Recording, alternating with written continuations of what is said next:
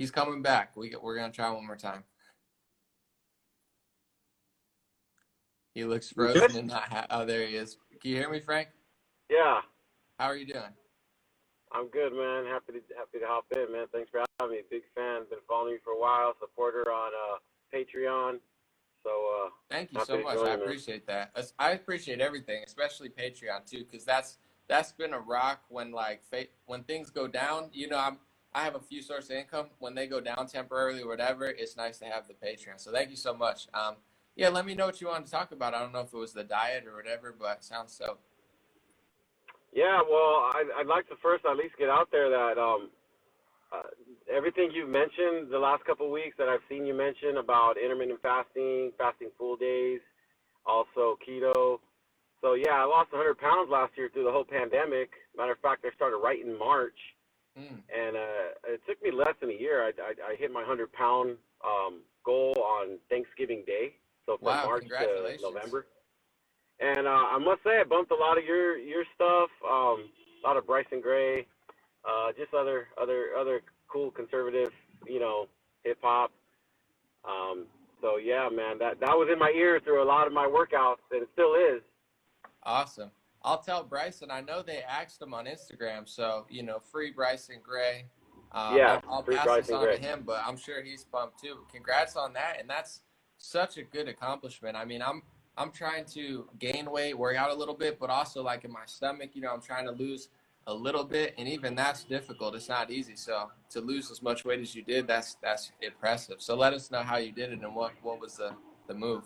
So I'll tell you this, man. I did it with no gym. They closed down gyms in March, obviously, and man, I must say, just thank you so much for you championing the cause and getting out when you put together the pamphlet, to take to business owners last year and all that kind of stuff. But it was a big turning point in my life, man. 35 years of my life that I was obese. And I finally, it took a pandemic, I guess, to really, light a fire in my behind. But I had a decision to make. I'm like, I started with keto. I did 20 pounds on keto. I didn't do any exercise. I dropped 20 pounds real fast. Wow. In about a month. And then it's like, all right, let me start exercising. And the gym's closed down. You know what I mean? So I was like, well, what do I do? So I worked next door to a park. And so every day I just took a 30-minute break, 30 to 40-minute break, and I went and did body weight exercises every single day. I started with doing 9 push-ups. Now I'm up to 1,000 in a day. Wow. In sets, of course. I can't do, I'll do like sets of 50. But, man, so when you hit way too jacked for the gulag, a few months ago, I'm like, that's my jam right there. Like, because I felt like I was doing that before you, probably right around the same time you were inspired to start writing that song. But I was doing all that. I was like, I'm trying to get jacked. I'm trying to like get in shape. I'm trying to get healthy and be fit. Because of what was going on and the narrative surrounding COVID and all this junk. Is like, I don't want to take a pill. What do you say in Bioweapon? You got a line about that. You're like, I don't want a pill. I don't want a deal or something like that. Like, yeah, you got a pretty good bar. Like they say, take a vaccine, chill. I don't want a pill. This is not a drill. I don't want a chip. I don't want a deal. Yeah. That's it, man. That bumps in my ear, man. That's on my playlist. I'm telling you. Man. And yeah, man. I don't take pills for headaches. I eat kale salads with red cabbage every single day. A bunch of superfoods, vitamins, vitamin D. It was kind of a blessing that gyms closed down because I got so much vitamin D this last year, man, like crazy. Working out, exercising outside, and so that's where I'm at right now. I took a pause on like dropping the weight because I started pumping a little bit of iron, little resistant band training, just to put some more lean muscle on. But that's where I'm at on that front. Overall, man, I just share a lot of your views, bro. My sister's a big fan of yours. Thank you. And as well, my mom's starting to get into you. My mom's a boomer. She's about to hit 60 years old pretty soon here, and she was a left-leaning person all her life, and now she's gone way to the other side of the pendulum swing, where she's like sending me some of your stuff all the time. I'm like, yeah, Mom, I follow him. I watch his videos. I got it. Wow. That's awesome to hear. And I love you saying with that with the song too, because it sounds like you nailed it before I even said anything. You were championing that mindset before me. I've always been pretty athletic. I like to play sports. With the pandemic, on top of other things, probably me, even before the pandemic, getting lazy, I got probably more out of shape than I ever have. And it wasn't terrible, terrible, but at the same time, I mean, everything adds up. And I just felt like all my activities were canceled, my gym. So when I made Tuba Jack for the Gulag, it was not only me making that song for everyone, obviously, but for myself, I'm like, I'm trying to pump myself up. And I told myself, I'm like, if I make this song Two Jack for the Gulag and I don't get strong at all, I'm gonna look like a, I'm gonna look like a softie. How am I gonna make a song about getting jacked and be hella skinny? So it was a challenge to me too. Like, I'm getting myself in the zone. I'm not letting you stop me, slow me down. And then also, it's like motivation for myself. I'm like, all right, I gotta get jacked now. I just made this song to fit it. So it sounds like you were months ahead of me with that, where it's like I'm not letting them take this away from me and make you work even harder. Yeah, man, exactly. And so I tell you, man, it's on my plays. That Bioweapon, whatever songs you got out there. I don't think I like Trump on my playlist per se, but I mean not I mean I like Trump. I kind of followed the same path as you have with him. Now I've seen through with his everything that he's did, and he did good. He started off real well the first three quarters, like you say, and then kind of messed up a lot in that fourth quarter and Yeah, lost and some of it's all, that game I for us. mean, But it's all. I'm a forgiving person, but it's like definitely the damage is being done, and it just. right, I commented something in a conservative Instagram. My buddy, I think it was Typical Liberal, who I like him a lot. Drano, all the big pages, they're all really cool people. I just, I kind of mentioned something contrarian about Space Force because they're now kicking out people against Marxism. They're kicking out conservatives in Space Force. And I was like, really, Trump kind of added another agency or another government thing. It sounded dope, Space Force, but now it's being weaponized against conservatives. So it's like, dang, right. I kind of said that. Maybe I said it in a rude way or whatever, but I'm seeing all these comments, F you, F you, F you, F you. And I'm like, I'm a conservative voter. I'm just saying, as somebody who likes smaller government, I think Trump kind of played us a little there, but people get pissed. So it's like Yeah, I'm I not mean hateful about it, but I'm definitely not going to just say it's like the left and the right just fight, and they don't even realize that they're not even doing. Liberals aren't liberal anymore, and conservatives can't conserve anything. So it's just a big fight. yeah, they got us fighting. The infighting is really the goal more than anything. More than getting you to lean left or lean right, it's really getting us to fight amongst each other. It's more of a class issue at this point than it is anything else. Yeah. I'm going to show this to Bryson because that's my buddy, obviously. And, I think I'm going to try to upload this on YouTube, even just your whole journey and stuff, because that's really dope. And I know, Bryson gets a bad rap from social media and even some people on the right because he's extremely Christian and he's true to who Yeah, he is. But if you listen to yeah. his music, even more than mine, Bryson doesn't curse, so it's nice to hear No, somebody who right, listens right. to me and Bryson working out, getting fit because they try to act like we're so terrible. But really, I know Bryson super nice guy. All he wants to do is have a nice country and, like a safe environment. That's what conservatives are really fighting for. So, Yeah, it's it's all. nice to I hear mean, you if I guys could just. listening to our music doing something dope. Yeah, it's just all about. It really comes down to personal responsibility versus victimhood. Mm. Victimhood is it's so incentivized today and age. And so people like you, Bryson, Zuby's another one of my big fans. I got his book. His book helped me out too on some of my educational part of my journey with learning the ins and outs of nutrition and whatnot. And I know you got a verse on his upcoming album, so I'm waiting for that tomorrow. I think he's got an exclusive release. So yeah, man, between the three of you, a couple other guys, that's my playlist, man. That and I'm kind of weird. I got some slow jams on my workout playlist. I guess that's for my warm up stretches, but but then No, I bump the good stuff.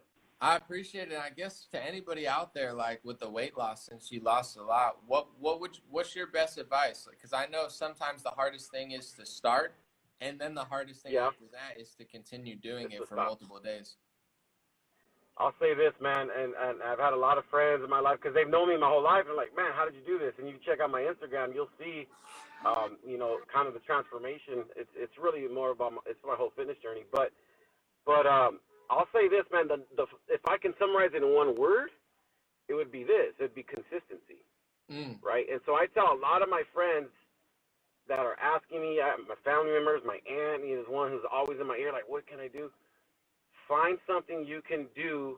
This is on the physical and on the dietary side.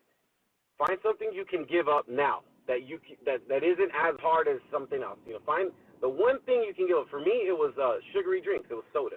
So I gave up soda when my daughter was born in August of 2019. That was the first thing I ever did, and I gave that up for, you know, I haven't drank soda since then, so almost 2 years now. And that was something I knew I could do because it wasn't a big sacrifice for me. And then on the physical side, the one thing that I could do was I can go to the park for 30 minutes every day, you know, during a work break, and get a body weight exercise in. And I did that every day. I have not missed a day. I've done it every single day. Now I hike every single weekend. You know, I live in SoCal. I live in LA. So I go down to Orange County. I mean, there's hiking trails galore, you know, down here in Southern California. So I go hike a trail, at least a 2,000-foot elevation trail every single Saturday morning at 6 in the morning.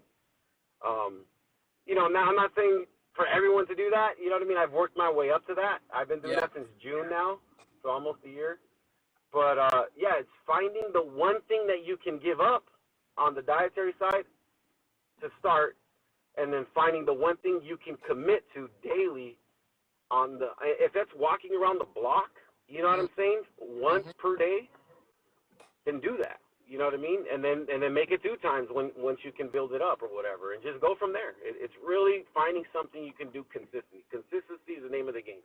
It makes no sense to do some crazy. We've all been there. We do something, some intensive thing.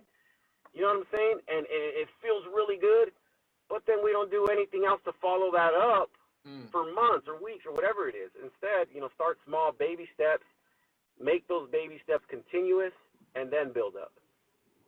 I'm no health expert, but that's what I would always say on my channel when someone asks me about it, or I would just maybe bring it up sometimes, where I said, I can't tell you what to eat, what not to eat.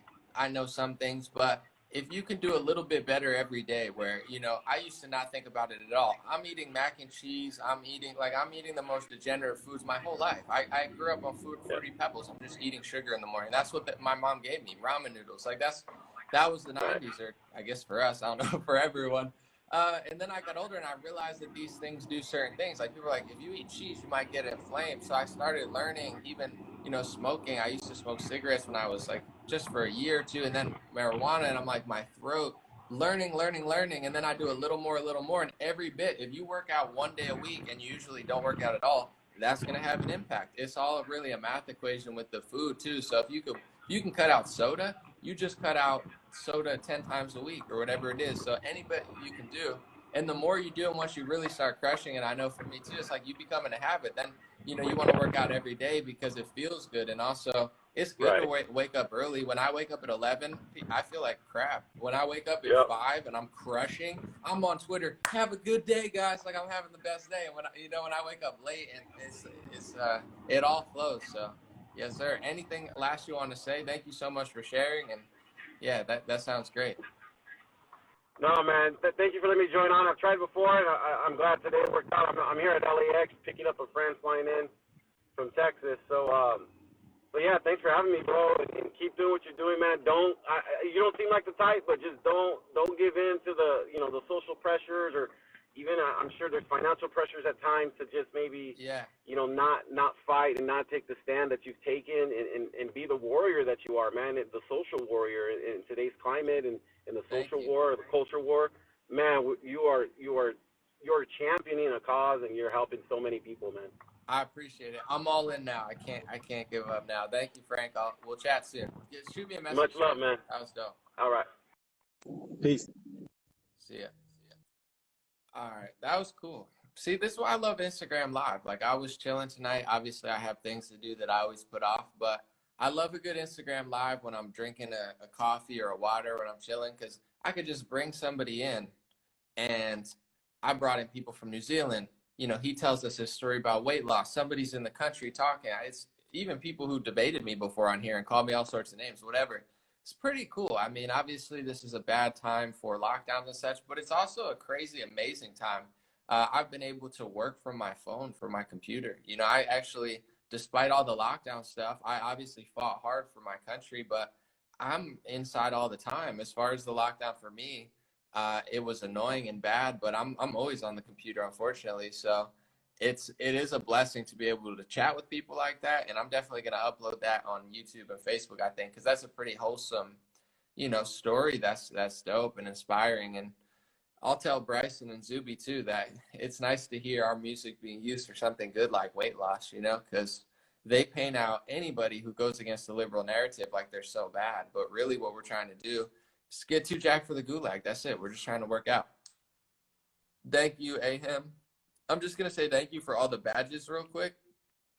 Thank you, Grandma Mushy. I appreciate you. Thank you, JJ Cobra. Thank you, Shannon. Thank you, Sneaky Squeaky. I always Awaken. Thank you, Steph Moon. Chad the Father. Appreciate you, Chad. ProPoch. We Team Charlie. Ahem. Gen 21. Thank you, DMF Haynes. Thank you. Yeah, and talking to people that really know what they're doing in this game, everybody seemed to think like I don't know if Breitbart was the one who really made this mainstream, but he said something about media or politics being upstream from culture or vice versa. I might have messed it up, but the point of it is, everybody wants run for office, run for office, run for office. That's dope. If you run for office, that's cool. But the media really controls everything. Like the media controls, people wouldn't vote for Joe Biden if it wasn't for the media. If there was no media, and it was Trump and Biden, Trump's winning every time. That's just happening. No matter how mad I am at Trump, he's winning. But the media is that powerful. They can make you buy things that, I want to say advertise is the word I was looking for. Fruity Pebbles. So I'm eating Fruity Pebbles thinking I'm like a really healthy kid, whatever. It'll make your bones strong. I'm eating sugar and I'm tired all the time in school. And then they try to give me Adderall. Maybe I'm tired in school because I'm eating 3 bowls of sugar at 5 a.m. in the morning. Like maybe that's why I fall asleep on my desk. Maybe I was just a degenerate student. That's a possibility too. But this is the world we live in. This is the FDA working, the foods and the drugs, the cereal, sugar. And then you go to school and then they're like, why is your kid sleeping? Put them on some pills. Like this was pandemic before the pandemic. I saw these little tricksters the whole time. But the point I'm trying to make is, media is upstream from culture. People bought Fruity Pebbles because it was on the television and they convinced us it was healthy or whatever. So, with my platform, one of the things I'm most happy to do, obviously I'm grateful to share my message and be able to reach so many people. That's a blessing. When I went to the rally today, I saw so many people and got to see them and connect with them in person. That's a blessing. But one of the biggest blessings has been giving other people a platform. People when nobody really knew who they were and they were growing. When I see something dope, I'm like, yeah, I want more people to see that. And on Instagram Live, I feel like that's what's really cool with it is I could bring in anybody. I'm not even quite sure who it is. I just look at the name. They say, hey, I want to talk about fitness. All right, you're in. I don't know where you are. You could be in New Zealand. You could be in America. And when someone's cool, people see that and they want to follow. If we could build our own media sources, if we could build our social influence, that's even bigger than politics. We need 80% of the population more righteous. Everyone doesn't have to be perfect, but this crazy evil thing going on in the world, like this is not normal. We could have a debate without being this wicked. So I think that's a key that a lot of people need to realize is it's not just politics. We need to build our media presence, and that's been the reason I've been trying to do this is because the media is even bigger than politics. They control so much. If we build our own and build our social influence, you get it.